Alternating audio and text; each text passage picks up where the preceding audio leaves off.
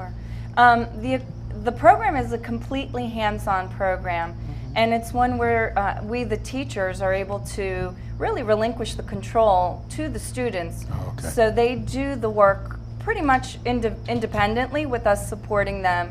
When they run into difficulties, we're able to support them. What it involved was most of the equipment comes from Lego. Lego has developed a program which allows certain crickets or motors to be programmed through the use of a computer, and then those motors work different gears and axles in the builds that the kids create. We start with very specific kits that the kids get, and they build very specific things based on directions that Lego provides them. They provide it in a book form, and they also provide it in a software form. So some kids really prefer to look at a book, while others really prefer to look at those instructions on the computer, so they get that choice. As the kids progressed, we allowed them to experiment on their own. So perhaps we give them Lego kit that doesn't have motorized parts, and they have to figure out a way to make it move, which is what we presented yesterday at the exhibition, were things that were not part of the kits, that the kids were able to create on their own and motorize those things. Okay, so we know about Legos, but Yes, but, yes. but what was But it's different? not the Legos that we grew up Exactly, with. No, exactly, it's quite exactly. different, because It when is. we had a Absolutely. chance to observe the program several times, and we Yes. were impressed with the fact that here were these young people sitting in front of these computers, and the computers were driving what they had created. And so we were, quite impressed with what was taking place. Sure. So what were some of the items they created? The kit provided them, I believe it was 12 different builds. Then things like spinning birds, cars, drumming monkeys, Yes. a soccer goalie. Those things were all provided from Lego.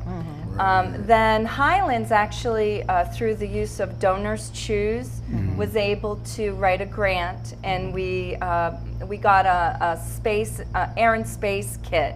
So in that there was a rocket, a satellite, a cargo plane, a passenger plane, Wow. and like a basic airport setup. And so the kids built some of those. And one of the airplanes, the kids actually made it move by integrating that kit along with the original kits. So they creatively came up with a plan. The other things was a horse and cart that they all on their own made the horse, made the cart, made it move. There was a submarine boat, and there was also a race car. Was the last item that they Nice. built and exhibited. Quite impressive. Yeah, they are very impressive. Yeah. And really, it was all kid-driven. My partner and I, who isn't here today, we basically gave the kids the pieces and said, build something. And that's what they made all on their own. Oh, that's fantastic. Well, let's talk to some of the children that are here with us this evening and see what they have to say about their experience in the after-school program. And first we have Manny Covington. How are you doing today, Manny? Doing good. Good, I'm glad to hear that. Now, what grade are you in school? I'm in 5th grade, and I went to Highlands Elementary. Okay, very good. And what is your favorite subject in school? Math. Oh, well, good. That's what we like to That's hear. what we want to hear. That's what we want to hear. Absolutely. All right, now you participated in the after-school STEM program, and you created a some Lego projects. What did you like about the program that you participated in? It was actually like fun because when we were building the plane, we had to come up with ideas on how to make it move because we made the passenger plane, and with the kit, it just showed you how to make it and not how to make it move. Oh, okay. So you took it a step further, and once you made that plane, then you figured out a way to make that plane move. Were there some challenges as you worked with that Yes, because almost every time you like finished building it, somebody like dropped it, so it kept on breaking. And that happens, doesn't it? Then you had to go back to recreate. Okay.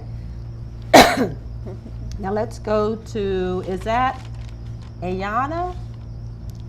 Okay, Ayana. Now what grade are you in? I'm in 5th grade. Okay, at Harland? Yes. Okay. And what is your favorite subject in school? Science. All right, we got science here. Very good. And now you participated in an after-school program. And what did you like about the after-school program sponsored by Red Clay? Well, it showed me all the ropes. Like, it gave me a peek at robotics and engineering and creating, stuff like that. Okay, very good. That's nice. I like how you said a peek at it. Yeah, yes. What did you design? I designed, well, first it was supposed to be a submarine, but then we decided that it wouldn't work. So we had to design a ship that could move, that the propellers would move in the back and the ship would go forward. Oh my gracious, very good. Oh, thank you very much, Ayana. And let's go to Amaya in back, or, okay, okay. Your twin sister, and what grade are you in, Amaya? I am in 5th grade. Okay, very good. And what is your favorite subject? Math. Math, very good. I'm glad to hear that. And what is it that you liked about the STEM program?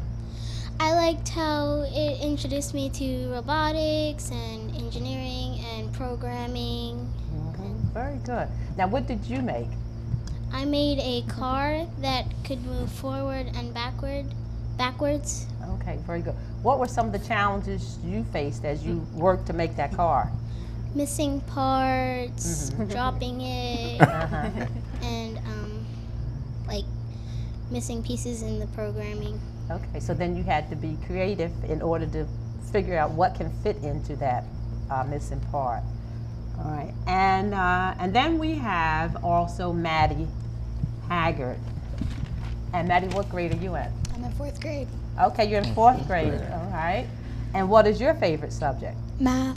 All right, so we have math and science. Very Science. good. Part of that. Yes, That's that. STEM. We're glad to hear Part of the that. STEM program. And what did you like about the after-school program? I really like that it showed me that about like what I could do in the future in robotics and technology. And, Okay, very good. And what did you make? with her, I made a race car. Made of it. Okay, very good. All right. Now, Miss Evans, how did the students work? Did they work individually, or were they in groups, or? For the demonstration parts where we were learning how to use the Legos, how to use the programming, they were working in pairs. And then about halfway through, we grouped them in 4s to create what they would exhibit yesterday. And that's when they were able to, as a group of 4, take what they learned and apply it to the new challenges we gave them. Okay. And we know that working in pairs and in groups is part of the new movement as Education, we make, yes. right, we go about making reform in how we educate students. Because when we grew up, we were in rows. You know, you went every class, everyone sat in a row, and you worked individually. Right. And the teacher was at the front of the classroom, and she lectured, or she lectured.